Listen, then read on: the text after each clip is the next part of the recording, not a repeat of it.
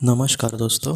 आज हम एक माता जी ने जिन्होंने अपने बेटे को खोया, उसको खोने के बाद वो बहुत ही ज़्यादा दुख में चली गई और उसके बाद दोस्तों उन्होंने अपने बेटे के लिए ऑटोमेटिक राइटिंग करवाई।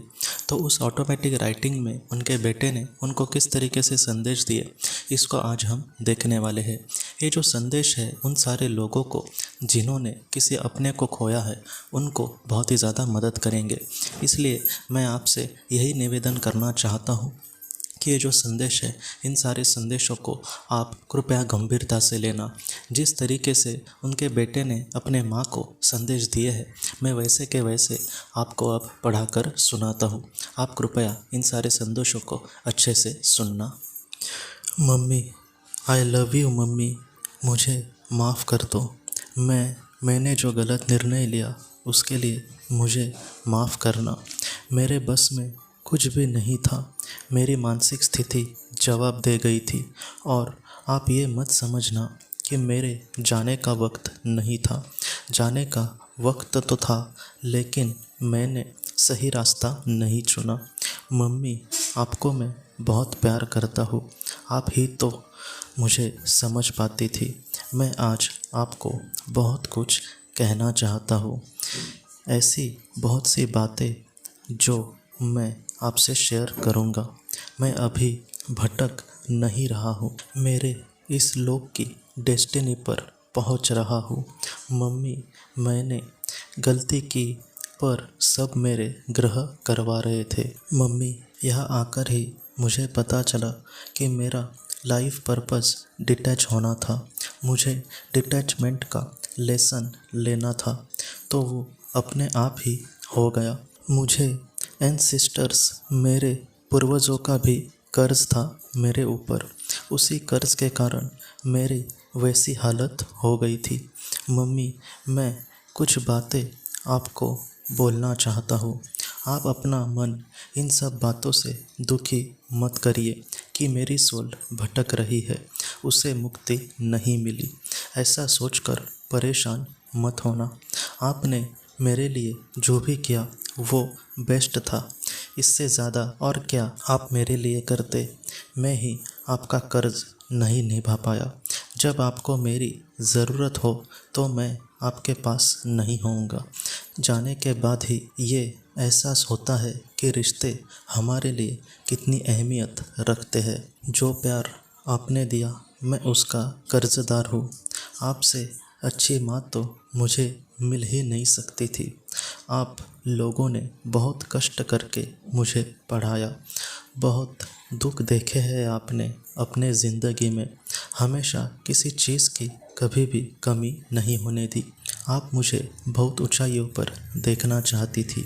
मुझे सब पता है मम्मी। ये पुराने कई जन्मों का साथ था। जो एक माता पिता के लिए ये सबसे बड़ा झटका होता है कि अपने सामने अपने बच्चे की चिता देखना। पर मैं आपसे ये रिक्वेस्ट कर रहा हूँ कि आप प्लीज़ और दुखी मत होना, नहीं तो मैं यहाँ टूट जाऊँगा। हमेशा ये गिल्ट मुझे परेशान करेगा, इसलिए आप परेशान मत होना। जो हो गया उसे भूल जाइए। अगर आप मेरे लिए कुछ करना चाहते हैं तो अपने आप को संभालिए और मेरे हिस्से का प्यार मेरे भैया को दीजिए। मेरा जाना बेकार नहीं होना चाहिए। आप मेरे लिए प्रार्थना करो और अपने को खुश रखने की कोशिश किया करो। मुझे अब समझ आया कि जीवन कितना कीमती होता है। एक एक पल हमारे लिए अनमोल होता है। उसे हमें अपनों के साथ खुशी खुशी बिताना चाहिए। बेकार के स्ट्रेस से कुछ भी अच्छा नहीं होता। ज़िंदगियाँ ख़त्म हो जाती है। मेरे लिए परदेश जाना ठीक नहीं था। आप एक बात समझना कि मौत इंसान को कैसे अपने आप ऐसी सिचुएशन पैदा करवाती है। आप प्लीज़ पूर्वजों से माफ़ी मांगना कि किसी भी जन्म में जाने अनजाने कोई भूल हुई हो तो माफ़ करें। और पक्षियों को दाना डाला करो। कुछ फल वाले पेड़ ज़रूर लगाना। अपने हाथ से और गाय को हो सके तो कभी चारा ज़रूर खिलाना। अपने मन में कभी कुछ भी किसी के लिए कोई भावना मत रखना। यहाँ हर एक सोच का भी हिसाब देना पड़ता है। मैं ज़िंदगी से क्यों परेशान हो गया इतना, मैंने बहुत कोशिश की थी। ये सब मत सोचो कि मेरा दिमाग मेरे बस में नहीं था। मुझे ऐसा लगता था कि कोई शक्ति मुझे इस ओर ढकेल रही है। मेरा मुझ पर कोई भी काबू नहीं रहा था।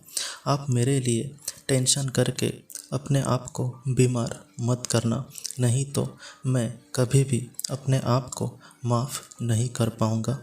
मैं जानता हूँ आपके लिए डिटैच होना बहुत मुश्किल है, पर नामुमकिन नहीं है। मुझे याद ज़रूर करो, पर अपने आप को परेशान मत करना, कभी और दुखी मत होना। आपको अभी बहुत कुछ काम करना है।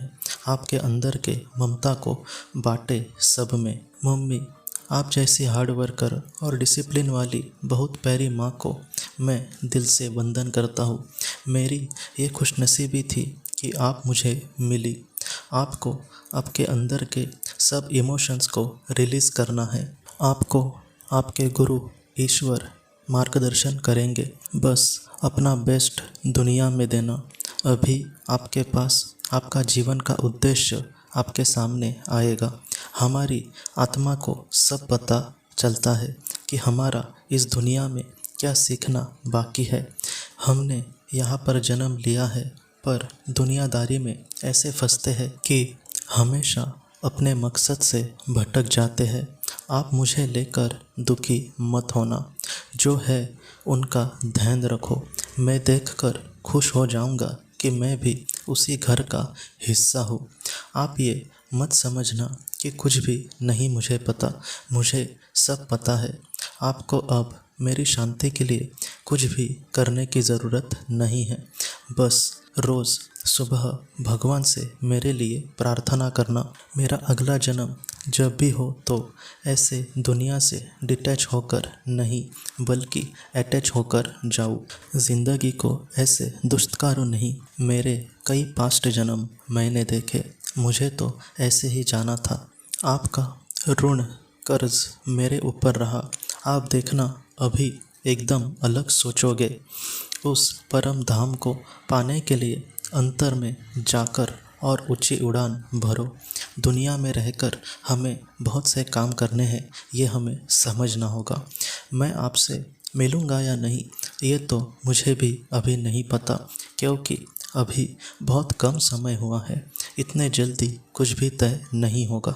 और मैंने उस संसार को अपनी मर्ज़ी से छोड़ा है, इसलिए बहुत जल्दी मैं नहीं आऊँगा। पर आप मेरी चिंता मत करिए। पापा को और भैया को संभालना। अपना खास ध्यान रखना। मेरे लिए आपसे बढ़कर कोई नहीं था। मैं समय समय पर आपसे कनेक्ट होऊंगा। आपको अपने आप इंट्यूशन हो जाएगा कि मैं आपसे कनेक्ट होना चाहता हूँ। अभी मुझे यहाँ की जर्नी को आगे लेकर जाना है।